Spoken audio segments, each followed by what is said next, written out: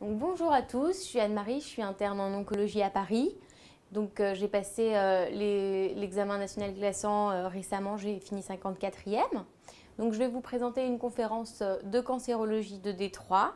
Donc on va faire ensemble 5 dossiers, donc 3 dossiers longs entre 9 et 10 questions et 2 dossiers un petit peu plus courts pour finir. Donc on va traiter ensemble des 5 cancers les plus fréquents et les plus tombables aux ECN. Donc on va commencer tout de suite avec un dossier long, le dossier numéro 1. Donc c'est un patient de 54 ans, un homme, qui vient vous voir car depuis 3 semaines, il se plaint d'une toux rebelle. Donc toux supérieure à 3 semaines, c'est une toux chronique. Donc il a essayé divers traitements avec son médecin traitant comme des antibiotiques et des antitussifs qui n'ont pas marché. Depuis quelques jours, il a l'impression d'avoir gonflé du visage. Donc c'est un patient qui est tabagique avec un paquet par jour depuis 30 ans, donc ça fait 30 paquets années. Donc il ne boit pas d'alcool, il n'a pas d'antécédents notables. Donc c'est un patient qui a travaillé pendant 20 ans dans une entreprise de bâtiment. Donc ça, il faudra penser un moment à l'utiliser. Donc il est arrêté car il se sent de plus en plus essoufflé lors des efforts, ce qui le gêne dans son travail. Donc à l'examen, il vous signale une perte de poids de 7 kg. Donc c'est un patient qui est probablement dénutri. Il pèse 55 kg pour une taille de 1,70 m. Donc les constantes sont bonnes, il est apyrétique. Vous êtes frappé à l'examen par son visage qui est œdémacié et bouffi. Donc à l'auscultation pulmonaire, on ne retrouve pas de foyer. Donc son médecin traitant lui a fait réaliser une radio de thorax il y a 2 jours, dont voici le cliché. Donc la question numéro 1, on vous demande d'interpréter la radio de thorax et quel diagnostic suspectez-vous? Donc, on a une radio de thorax de face sur laquelle on voit donc ici une volumineuse masse au niveau du médiastin supérieur. Donc c'est une opacité qui est bien limitée, qui est homogène, donc qui est à droite. Donc on a dit une masse au niveau du médiastin supérieur, localisée à droite, avec des limites qui sont nettes. Donc si on regarde donc la masse, elle est bien limitée, on voit bien les limites, elle est bien homogène, il n'y a pas de bronchogramme aérien et elle est donc au-dessus de la carène, donc au niveau du médiastin supérieur.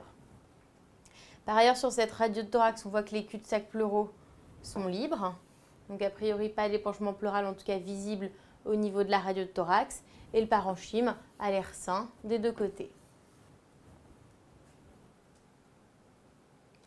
Donc, devant cette masse médiastinale droite bien limitée, qu'est-ce qu'on suspecte? C'est donc un cancer bronchopulmonaire plutôt à petites cellules, compte tenu de l'évolution rapide. Et ce cancer, il est compliqué d'un syndrome cave supérieur. Donc, qu'est-ce qui peut nous orienter dans l'observation vers un cancer bronchopulmonaire? C'est le terrain. Donc, c'est un homme qui a plus de 50 ans.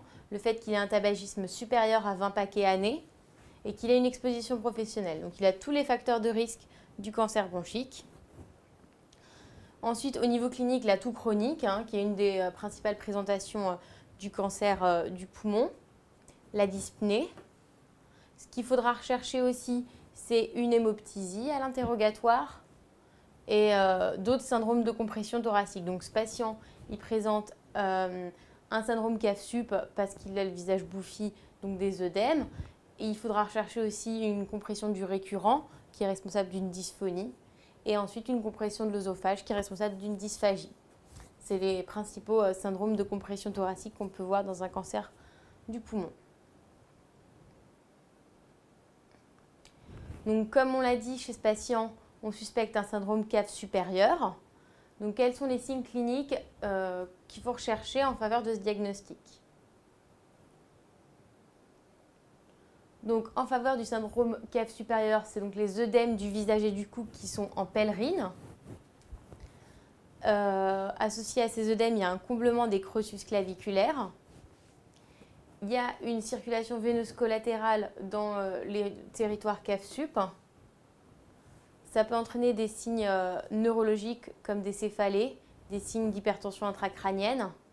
Ensuite, les patients peuvent présenter des troubles visuels. Ce que je n'ai pas écrit là, c'est aussi qu'ils peuvent être cyanosés au niveau du visage.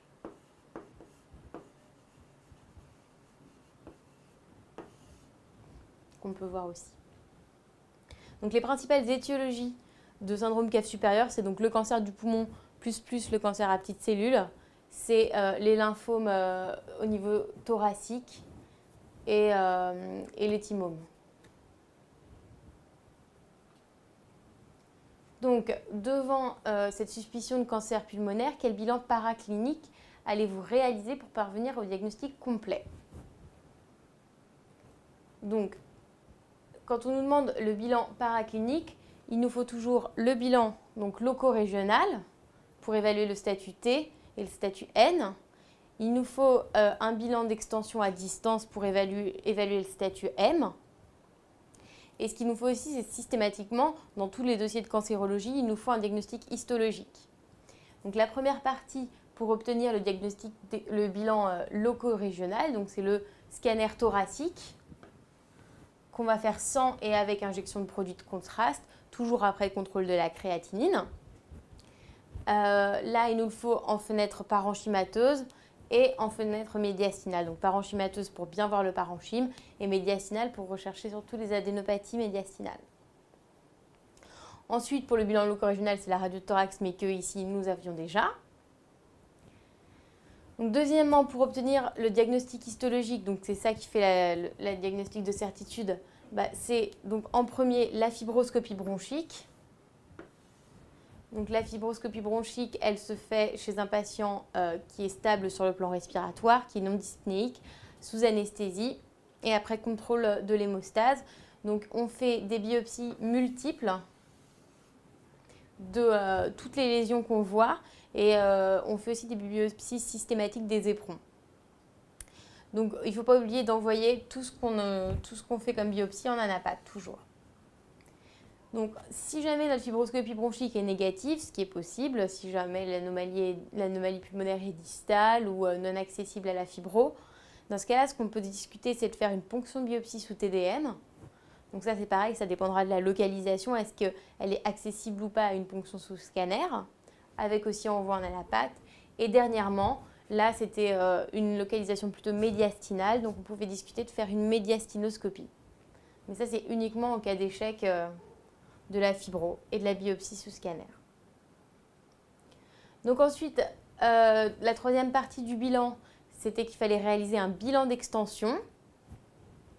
Donc, dans le cancer du poumon à petites cellules, il nous faut un scanner abdo, où on recherche principalement les métastases au niveau du foie et de la surrénale. Ensuite, il ne faut pas oublier d'avoir une imagerie cérébrale. Donc, le mieux, c'est d'avoir une IRM, mais si ce n'est pas possible, on se contentera d'un scanner. Ensuite, le cancer du poumon métastase aussi au niveau des os. Donc, il nous faut la scintigraphie osseuse. Et une scintigraphie osseuse, elle sera systématiquement complétée par des radios osseuses de toutes les lésions suspectes qu'on a retrouvées à la scintille. Ensuite, la particularité du cancer à petites cellules, c'est qu'on veut une biopsie ostéomédulaire. Ce qu'on ne demande pas dans le cancer non à petites cellules, parce qu'on sait que le cancer à petites cellules envahit préférentiellement aussi la moelle osseuse, et donc peut être responsable de pancytopénie. Et enfin, le PET scan, qui est réalisé uniquement si on ne retrouve pas de métastase. C'est-à-dire qu'un cancer du poumon d'emblée métastatique, on ne va pas demander de PET scanner systématique, parce qu'on sait déjà que le patient est métastatique. Ensuite, au niveau biologique, ce qu'on peut demander à la recherche de syndromes paranéoplasiques qui sont assez fréquents dans le cancer du poumon, c'est une NFS. La NFS, c'est pour la polyglobulie. Le iono, c'est pour l'hyponatrémie. La calcémie, c'est pour l'hypercalcémie. Et un bilan hépatique pour rechercher des anomalies qui seraient en lien, par exemple, avec des métastases. Donc, ensuite, ça c'est des petites subtilités, le TPTCA, les plaquettes avant le traitement anticoagulant qu'on va débuter pour son syndrome CAF sup. Et dans le cancer du poumon, il n'y a pas de marqueur à doser, en tout cas pour le diagnostic, comme dans la plupart des cancers. Donc voilà, les principales métastases donc, du cancer du poumon, c'est le cerveau, les os, le foie. Et pour le pour le cancer à petites cellules, c'est aussi la moelle osseuse et les surrénales, bien sûr. Donc, l'histologie de la masse thoracique confirme donc qu'on avait affaire à un carcinome à petites cellules, ce qu'on suspectait bien. Donc, tous les examens qu'on a réalisés montrent qu'il y a un épanchement pleural gauche. Donc ça, on ne l'avait pas vu à la radio. Donc, le patient, il a une masse à droite et un épanchement pleural à gauche, qui est un épanchement pleural malin, hein, il y a des cellules carcinomateuses. Donc, on nous demande de donner le stade de ce cancer. Donc, ici, on a affaire donc, à un cancer au stade disséminé.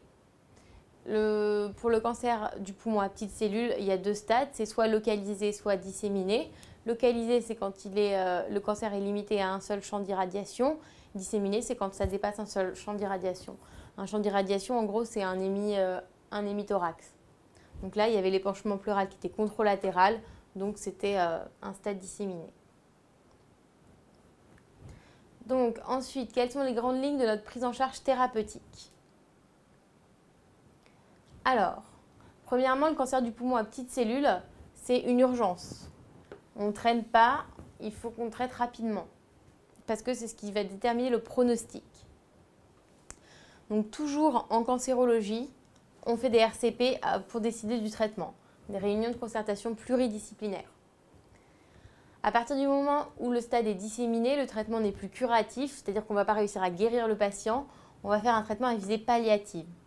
Donc, dans une question de traitement en cancérologie, il faut toujours dire la RCP et dire si notre traitement est curatif ou palliatif. Un traitement curatif, c'est quand on a un cancer qui est localisé. Un traitement palliatif, c'est à partir du moment où il y a des métas. Donc, le standard thérapeutique du cancer à petites cellules au stade disséminé, c'est la chimiothérapie. Donc, la chimiothérapie, peu importe, elle est à base de platine et de toposide. Donc, pas oublier de faire un bilan préthérapeutique et de poser un abord veineux central comme un PAC pour débuter la chimio. Donc, ce qui est très important, c'est que dans le cancer à petites cellules, il n'y a pas d'indication à faire de la chirurgie. Même si c'est un stade localisé. Donc, deuxièmement, la radiothérapie cérébrale prophylactique, elle est systématique dans le cancer à petites cellules, qu'il soit localisé ou disséminé, uniquement s'il répond bien à la chimio. Parce qu'on sait que même si le scanner ou l'IRM est normal, il peut y avoir des micro-métastases qui n'ont pas été vues et qui répondent bien à la radiothérapie cérébrale. Donc ça, il faut systématiquement le mettre, la radiothérapie cérébrale prophylactique, qui soit localisée ou disséminée. Donc voilà pour la partie prise en charge du cancer. Ce patient, il avait un syndrome cave supérieur, donc il fallait prendre en charge aussi son syndrome cave supérieur.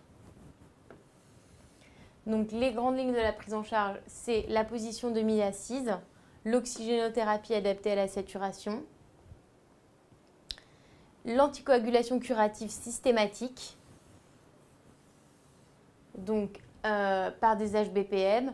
Donc la dose des HBPM, c'est INOEP 175 unités kg/jour en une seule injection sous-cutanée. On ne fait pas de relais d'AVK, donc jamais d'AVK chez un patient qui a un cancer évolutif. Parce que déjà, les AVK, c'est très difficile à équilibrer avec la chimiothérapie parce qu'on n'arrive jamais à équilibrer l'INR. Et ensuite, peut-être que les AVK pourraient faire grossir les tumeurs. Bon, ça n'a pas été prouvé. Mais en tout cas, pas d'AVK dans un dossier de cancer actif. Si vous avez un patient dans un dossier qui a un cancer et qui arrive sous AVK, il faudra penser à mettre quelque part qu'on fait un relais héparine. Donc ensuite, dans le traitement du syndrome CAF-SUB, c'est aussi la corticothérapie, donc systémique, à forte dose. Donc pas oublier les mesures associées à la corticothérapie, c'est-à-dire le régime sans sel, hypocalorique, la supplémentation en potassium et en calcium selon la calcémie. Et en cas d'échec de l'anticoagulation, on pourra discuter de mettre en place un filtre cave supérieur ici, si le syndrome CAF-SUB persiste. Donc ensuite, c'était un patient qui fumait, donc il faut penser à arrêter le tabac. c'est un peu systématique quand un patient fume. Donc arrêt du tabac, il faut donner des substitutifs nicotiniques et faire une prise en charge psychologique. Ensuite, ce qui est très à la mode en cancérologie et dans toutes les recommandations qui sortent sur le traitement du cancer, c'est les traitements de support. Donc ça, c'est un nouveau mot-clé qui pourrait être coté.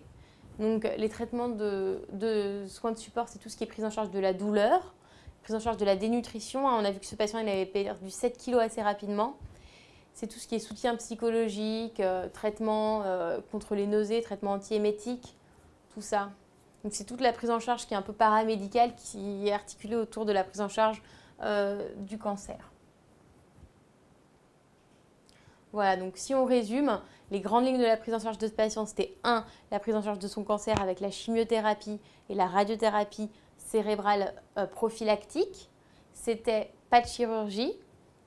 C'était ensuite la prise en charge du syndrome cave supérieur et la prise en charge avec les traitements de support. Donc, est-ce qu'il y a détaillé la démarche à prendre chez ce patient sur le plan social?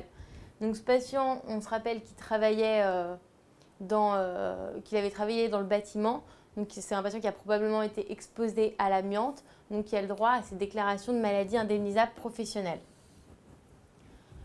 Donc, alors, comment est-ce qu'on fait une déclaration de maladie indemnisable professionnelle? Donc déjà, ça doit se faire dans un délai de 2 mois après le diagnostic. Donc, c'est au patient de déclarer la maladie indemnisable professionnelle à la PAM. Ce n'est pas le médecin traitant qui déclare, c'est le patient. Donc, le médecin traitant, par contre, lui, il remplit le certificat descriptif initial et le triptyque de demande de déclaration de maladie indemnisable professionnelle. On a besoin systématiquement d'une attestation de salaire. Donc, il faut prouver que ce patient, il a travaillé dans le bâtiment. Et donc, c'est ensuite au patient de déclarer à l'ACPAM, comme on a dit, sa maladie indemnisable professionnelle. Donc, ensuite, qu'est-ce qu'elle fait l'ACPAM? Déjà, elle va reconnaître son statut de maladie indemnisable professionnelle. Elle va fixer un taux d'IPP. Donc, l'IPP, c'est l'incapacité permanente partielle. Et en fonction de ce taux d'IPP, le patient touchera des avantages en nature et des avantages en espèces. Donc, les avantages en nature, c'est de l'argent, c'est soit une rente, soit un capital. Et les avantages en espèces, c'est la prise en charge à 100%. Donc, voilà pour ce qui est de la déclaration de maladie indemnisable professionnelle. Donc, ce patient revient vous voir 2 mois plus tard avec sa femme. Elle le trouve plus confus depuis 48 heures. Donc, à l'examen, c'est un patient qui est somnolent, sans signe d'HTIC. On vous demande quelles sont vos hypothèses. Donc, quelles sont les hypothèses devant un tableau neurologique, a priori, un patient qui est confus somnolent, d'apparition brutale en 48 heures chez un patient qui est donc traité pour un cancer du poumon à petites cellules. Donc, parmi les causes tumorales qu'on peut retenir, c'est principalement les métastases cérébrales, il ne faut pas oublier. Même s'il n'y a pas de signe d'HTIC, tout signe neurologique doit nous faire rechercher des métastases cérébrales. Ensuite, la méningite carcinomateuse qui est un petit peu moins fréquente mais qui peut se voir, principalement dans le cancer du poumon, dans le cancer du sein et dans les lymphomes. Méningite carcinomateuse, c'est n'importe quel tableau. Ça peut être un tableau de syndrome méningé ou n'importe quel signe neurologique. Ensuite, les causes métaboliques, donc c'est l'hyponatrémie par SIADH, donc ça par syndrome paranéoplasique de sécrétion d'hormones antidiurétiques. L'hypercalcémie, donc soit par syndrome paranéoplasique aussi, soit lié à des métastases osseuses. Et enfin, c'est l'hypoglycémie, parce qu'il faut toujours rechercher une hypoglycémie devant un signe neurologique. Voilà. Donc là, on vient de voir le cancer du poumon à petites cellules. Donc la stadification du cancer du poumon à petites cellules, on a dit c'est localisé ou disséminé. Donc localisé, c'est celui qui est limité à un seul champ d'irradiation. Donc là, on a dit le traitement, il est curatif, c'est l'association radio-chimio. À partir du moment où ça dépasse un champ d'irradiation, c'est le stade disséminé. Et donc là, le traitement, c'est la chimiothérapie seule. Dans les 2 cas, on retrouve la radiothérapie cérébrale prophylactique des micrométastases. Donc là, je vous ai rappelé un petit peu rapidement ce qu'étaient les complications de la radiothérapie au niveau thoracique. Donc tout ce qui est aigu, c'est, on irradie donc au niveau du thorax, donc c'est atteinte de l'œsophage, l'œsophagite, atteinte du péricarde, la péricardite, atteinte des coronaires, ça peut faire des syndromes coronariens aigus, et puis toujours des atteintes cutanées. Et dans les atteintes chroniques, c'est tout ce qui est pneumopathie radique et les sténoses, donc soit les sténoses coronaires, soit les sténoses œsophagiennes.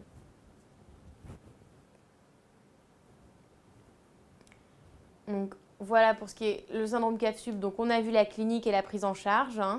Les étiologies, comme on a dit tout à l'heure, c'est le cancer bronchopulmonaire à petites cellules plus. Tout ce qui est lymphome, principalement lymphome non-Hodgkinien, cancer du sein moins fréquent et thymome malin. Bon, ça, vous en aurez pas beaucoup dans les dossiers d'internat. Donc pour finir, je vous ai remis aussi, vous l'aurez, on vous l'enverra, la classification TNM du cancer du poumon non à petites cellules justement. Donc voilà, qui permet de déterminer une classification en stades. Donc selon le T, le N et le M. Et en fonction de ces stades, on détermine donc le traitement. Le traitement chirurgical dans le cancer du poumon non à petites cellules, c'est les tumeurs qui sont localisées. Donc, et avec un petit t. Et à partir du moment où le cancer n'est plus opérable, le traitement, c'est la chimiothérapie.